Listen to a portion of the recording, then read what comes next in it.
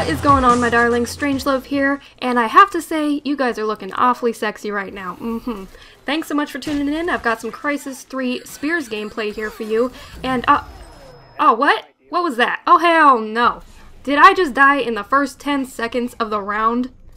I don't think so. I had to do something about that. So in this gameplay, I decided to go polearm, and I know I don't actually have a polearm in the game, even though that would be really awesome, but I decided to rock out with my pole out. I ripped a pole off the wall, and my class that I have set up is Hunter, Maneuverability, and Heavy Weapon Pro, because Heavy Weapon Pro will improve your movement speed with mounted weapons.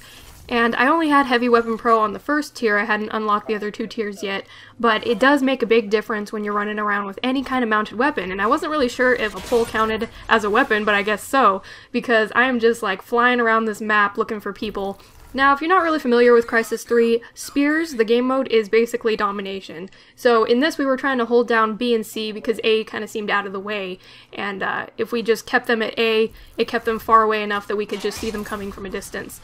So in this round I was playing with my friend Bob Thomas, you might recognize the name from some of the live streams, but we were just trying to go back and forth between B and C and try to keep the enemy at bay, but I did not drop this pole the entire game. I just ran around, didn't even pull my gun out, just made sure I could just swing at these people as fast as I could and would run away. And I have to say, a lot of these pole kills were really funny. Bob and I were both cracking up because most of these enemies didn't seem to have any clue that I was running up behind them to go all Barry Bonds on their ass. And I think that's mostly because I was rocking the Hunter module, so they couldn't really sound whore my footsteps, plus I was moving pretty fast with that Heavy Weapon Pro and Maneuverability combo. So if you're going to set up your own polearm class, you definitely need Maneuverability and Heavy Weapon Pro. The third module can be whatever you want. I like Hunter, but you could use Low Profile or just whatever else you want to use. But I definitely had fun laying the beat down on these guys with my polearm, and if you guys are going to try this yourselves, I would do it on a map like Museum or one of the smaller maps that you can sort of control a little bit better, where there aren't as many long-range open distances where you're going to get shot from far away. Since you're just running around with a pole, you're going to want to do it in areas with a lot of close-range combat. Now, going back and watching this gameplay reminds me of something that I mentioned in my Crysis 3 beta breakdown. It reminds me of just how much I appreciate the fact that Crysis 3 added interactive elements to their multiplayer maps. I can't stress that enough, and it really makes their multiplayer stand out, and it makes the gameplay more dynamic and interesting. And this gameplay is an example of that. I ripped a pole out of the environment of the map and was able to run around the entire game having fun using it as my primary weapon, and that really speaks volumes to me. And again, it makes me think of how disappointed I was in the fact that Black Ops 2 didn't add interactive elements to their maps at all. I know their new DLC has some kind of like water thing that drowns you or something like that, but that came way too late. I thought it was going to be something that was completely integrated into their multiplayer maps, and it wasn't. Especially because the first Black Ops had minor interactive elements, and that was a step in the right direction. There were zip lines, there were doors you could open and close, and Black Ops 2 was their chance to really step it up and make really interesting maps, and it just fell flat for me. So I'd like to commend Crysis 3 for adding interactive things to their maps because they're a lot of fun, and I think they executed it really well. And mounted weapons aren't the only interactive elements in these maps. You can do things like turn on a helicopter and kill the enemy team with the propeller blades.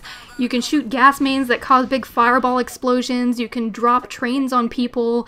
And with the right amount of timing, if you open the valve on Hydro Dam, you can flush an enemy off the map, which I did the other day, by the way, and I have to tell you, was pretty satisfying. So if you play Crysis 3 and you haven't had a chance to enjoy some of these interactive elements, I definitely recommend you do so because it's a big part of what makes the Crysis 3 multiplayer so much fun. So I hope you guys go out there and give all these things a try.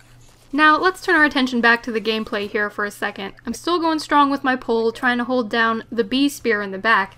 And you may have noticed that since I started using the pole at the beginning of the round, I have yet to die. I've gone on a straight pole-only killing spree, and at some point in the gameplay I got my Ceph gunship, which I believe got me about 2 or 3 kills, but everything else was all pole.